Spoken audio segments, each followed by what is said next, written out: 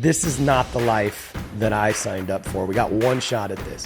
As you gain more financial freedom, your life will change, but it will change for the better. Instead of worrying about missing out on what the masses are doing, the masses will feel like they're missing out on their life.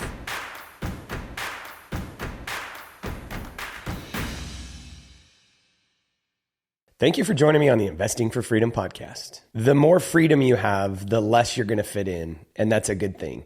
Sometimes you may feel like an outcast. I know I do sometimes. And then I don't know if you ever find yourself thinking this, but sometimes you're just looking around and you're like, am I just nuts? Am I the only one that sees like what's actually really happening here? And again, the more freedom you have, the less you're going to fit in. The more that you think for yourself and don't go with the flow, the more crazy you're going to think you are sometimes, because you're looking around and you're thinking like, man, is everybody just like lost their mind, or am I the crazy one? You will become an outcast and you're going to be an enigma in some circles. Just get used to it. You're going to be unemployable at some stage, but also you're going to learn to say yes to so many more opportunities. But none of this should come as a surprise to you. You had to know when you embarked on a journey of financial independence that you would isolate yourself from the masses, right? You can't do what everybody's doing and expect like different results. It's the definition of insanity, right? After all, sticking with the herd meant a life of mediocrity, right? And always answering to somebody else.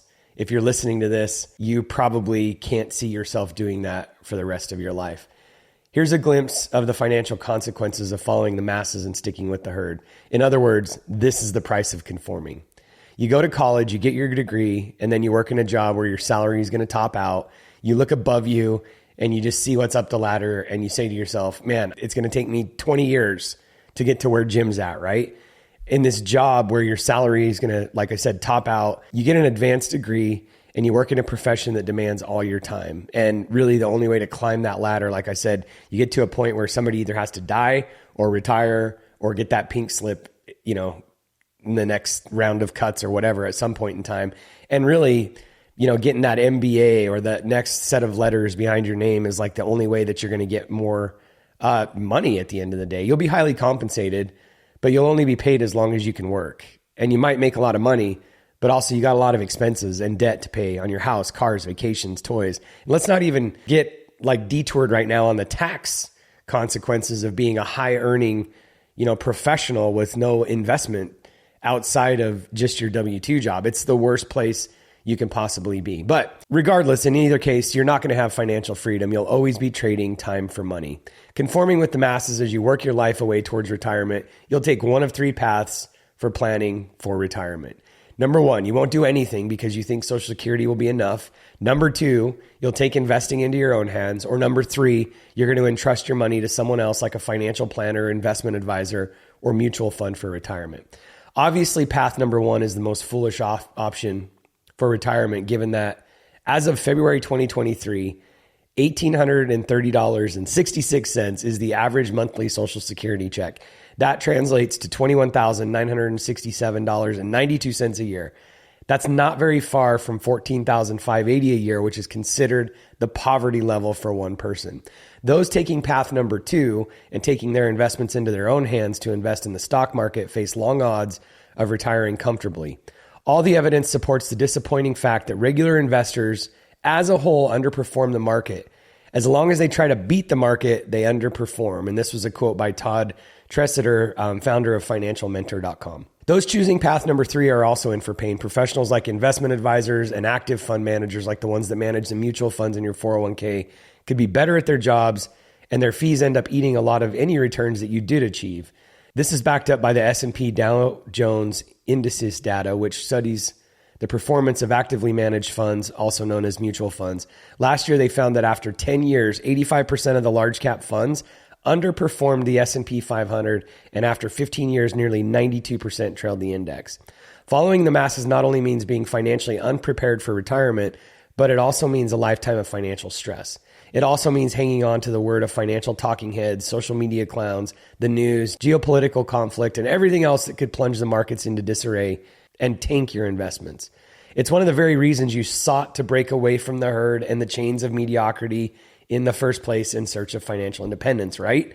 At some point, you determined that the only way to break away from the crowd was to do exactly the opposite of what the crowd was doing. And again, like I said in the intro, I know sometimes we feel like we're the crazy man, but you're not. You might be different, but really, again, the definition of insanity, what is it? It's doing the same thing over and over and expecting different results. Most of us just have our head in the clouds, walking through life, hoping and praying that everything works out. Instead of stocks, mutual funds, 401ks, IRAs, and the 60-40 portfolios, you gravitated towards assets that the ultra wealthy gravitate towards. Let's do it a different way, right?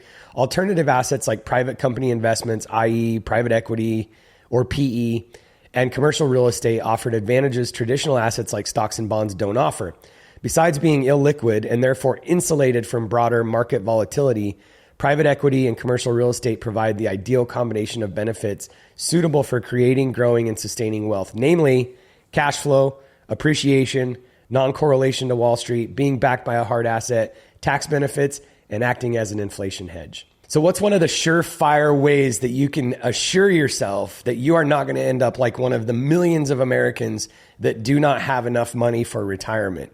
It's pretty simple at the end of the day. Model the ultra wealthy. You'll gain more and more freedom to the point where you'll stand out from everyone else. So what are they doing? They're investing in commercial real estate. They're investing in assets like private equity. You're going to be unemployable because you will not care whether you work. You won't need to work once your passive income exceeds your expenses. You'll become an outcast because you won't care what the masses are doing. You won't care about the latest, next big thing because your actions work. Assets like private equity and commercial real estate have always worked to build wealth. So why mess with that formula? It might be boring and the masses may look down on it, but what do you care? Financial independence may mean being shunned in some corners, but who wants the life of the herd? Who wants to work until they can't work anymore? And when they retire, they can't do the things that they love because their bodies are worn out.